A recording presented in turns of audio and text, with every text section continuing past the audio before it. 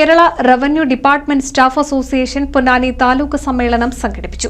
Chanthappadi city centre ഓഡിറ്റോറിയത്തിൽ നടന്ന സമ്മേളനം സംസ്ഥാന കമ്മിറ്റി അംഗം എസ് മോഹനൻ ഉദ്ഘാടനം ചെയ്തു. സംസ്ഥാന റവന്യൂ വകുപ്പ് ജീവനക്കാരുടെ സംഘടനയായ KRDSA 34ാമത് സംസ്ഥാന സമ്മേളനത്തിന് മുന്നോടിയായാണ് പൊന്നാനി താലൂക്ക് സമ്മേളനം നടത്തിയത്. KRDSA സംസ്ഥാന കമ്മിറ്റി അംഗം എസ് മോഹനൻ സമ്മേളനം ഉദ്ഘാടനം ചെയ്തു. ഏകദേശം ഏറ്റവും നമ്മുടെ കേരളത്തിലെ റവന്യൂ വകുപ്പിൽ മറ്റു വകുപ്പുകളെ അപേക്ഷിച്ച് ഏറ്റവും കൂടുതൽ ജീവനക്കാരുള്ള 19,162 ജീവനക്കാരുള്ള ഏറ്റവും വലിയ വകുപ്പാണ് നമ്മൾ കൈകാര്യം ചെയ്തത്. അതുമാത്രമല്ല 150ഓളം ചട്ടങ്ങളും നിയമങ്ങളും നടപ്പിൽ വരുത്തുന്ന ഉദ്യോഗസ്ഥരാണ് ഈ റവന്യൂ വകുപ്പിലുള്ള. ഈ റവന്യൂ വകുപ്പിൽ നമ്മൾ ജോലി ചെയ്യുമ്പോൾ നമുക്ക് ആവശ്യത്തിന് ജീവനക്കാരില്ല എന്നുള്ളതാണ് അതിന്റെ അവസ്ഥ. 1972 ഒരു സ്റ്റാഫ് പാറ്റേണുമായിട്ടാണ് ഇന്ന് റവന്യൂ വകുപ്പ് നീങ്ങുന്നത്.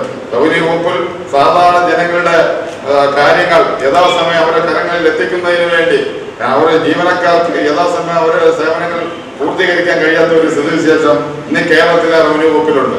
കൃത്യമായിട്ട് നമുക്കറിയാം, ഒരു ജീവനക്കാർ നമ്മുടെ വില്ലേജ് ഓഫീസറെ സംബന്ധിച്ചിടത്തോളം റവന്യൂ വകുപ്പിൽ രാത്രി 2 മണി വരെ ഇരുന്ന് സർട്ടിഫിക്കറ്റുകൾ കൊടുക്കേണ്ട ഒരു സ്ഥിതിവിശേഷം കേരളത്തിലെ റവന്യൂ വകുപ്പിലുണ്ട്. അതുകൊണ്ടാണ് Kerala revenue department staff association ആവശ്യപ്പെടുന്നത്.